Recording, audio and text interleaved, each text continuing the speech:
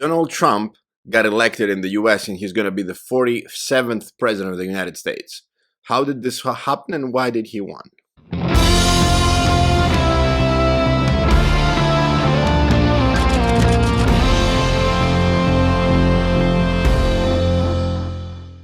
Hello everybody, my name is Stavros. I'm a professor of international relations and an advocate for democracy. You're with me on Black Flag Media.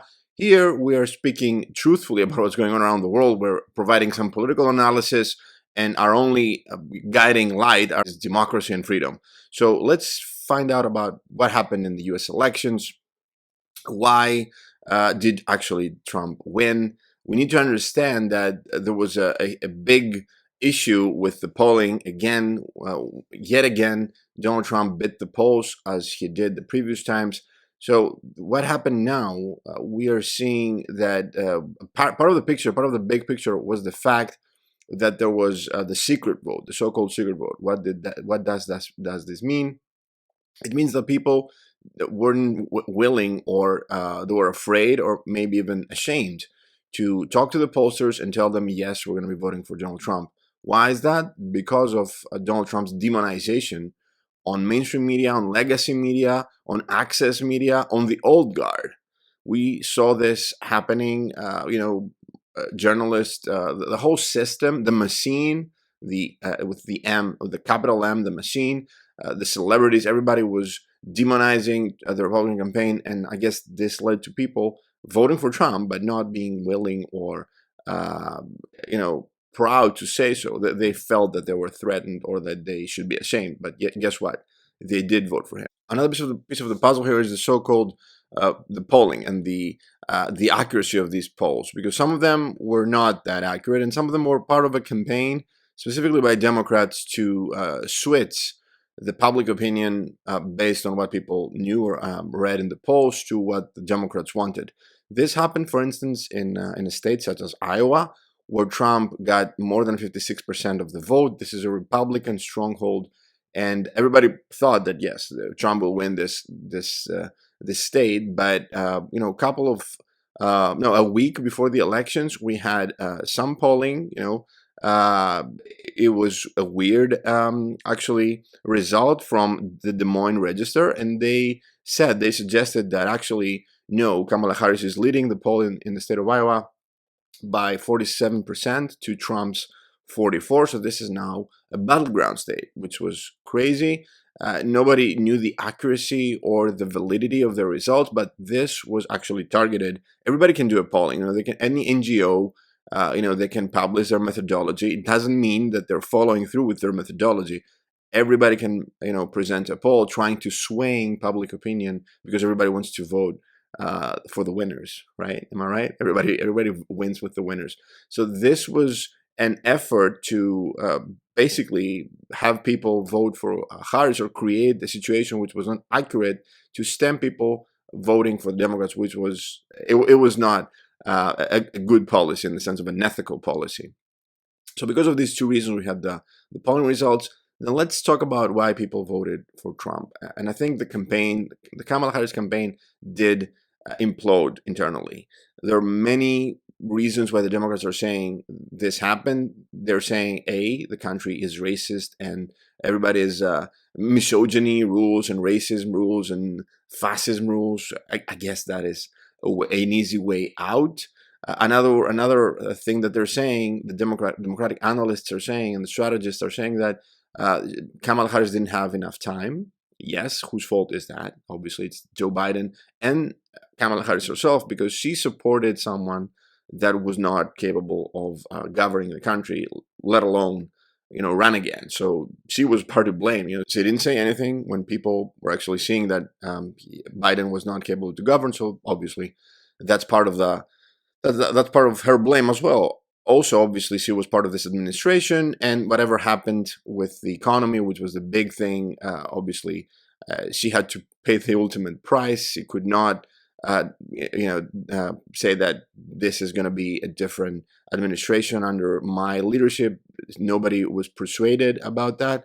Also, the topics were important because at the end of the day, the Democrats decided to run based on abortion rights, also about the LGBT plus movement and the gender and gender identity topics, climate change. All of these are interesting topics, but voters don't care about these. Unfortunately, voters don't care about foreign policy either.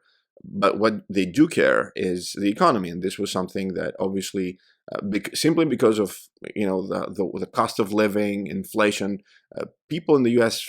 actually felt that they're living in a worse situation than they used to 4 years ago. So obviously that was pretty clear for people voting. So what the Democrats used are the rallying cries didn't really matter, didn't stick. Nobody cares about gender identity. At the end of the day, it's not that important. What was important though was crime was important. You had some very criminal NGOs funding Democrats and district attorneys in all parts of the country, defunding the police, letting people, uh, basically riot in different cities and loot and burn. We saw that even pretty recently in California. So people really do understand that that crime is on the rise. Also, illegal immigration was a huge problem. This was a big hole for the security of the United States. This linked with the economy because of many jobs being lost to illegal immigrants. Also, because of crime, people that didn't get the opportunity to work, they had to, they became criminals. So, adding this all up together, people understood that this is going nowhere with this leadership, with the Democrats.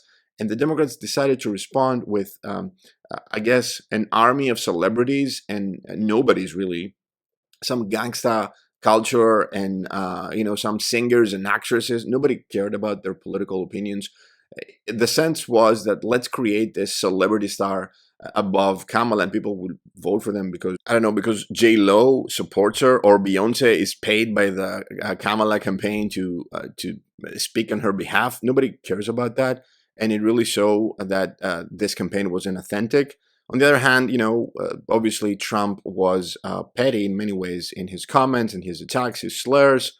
Like a high school boy, he was attacking and swearing and cursing everybody. But he was authentic in that sense. And also, he was targeted by at least 2 assassination attempts, which led to people to think that, yes, this guy is a problem for the machine. And he was really, really targeted by the media, by all of these celebrities.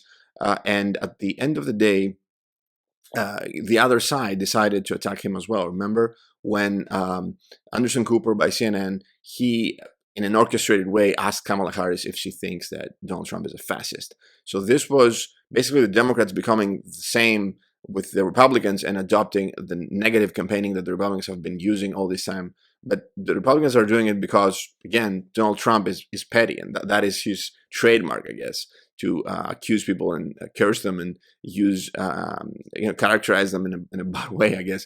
But the Democrats was supposed to be better than this. So from a political communication perspective, when you're seeing the one side basically deciding to adopt this kind of negative campaigning policies and talking points, it means that they're losing. So they decided to say, we are the anti-Trump party. Let's stop Trump from getting elected. They played everything on this line. Nobody cared about, the race of Kamala Harris, her gender. Nothing mattered at the end, but only that they were the anti-Trump party. They didn't have anything good or positive to say.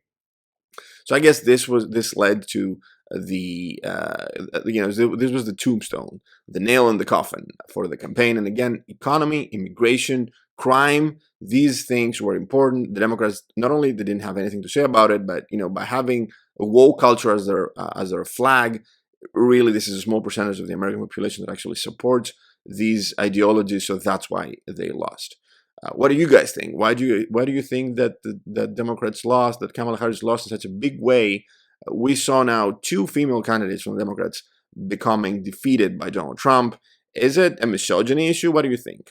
That's it for today, guys. This is Black Flag Media. If you did like what you saw, like and subscribe, and there are going to be more videos coming. Keep raising the black.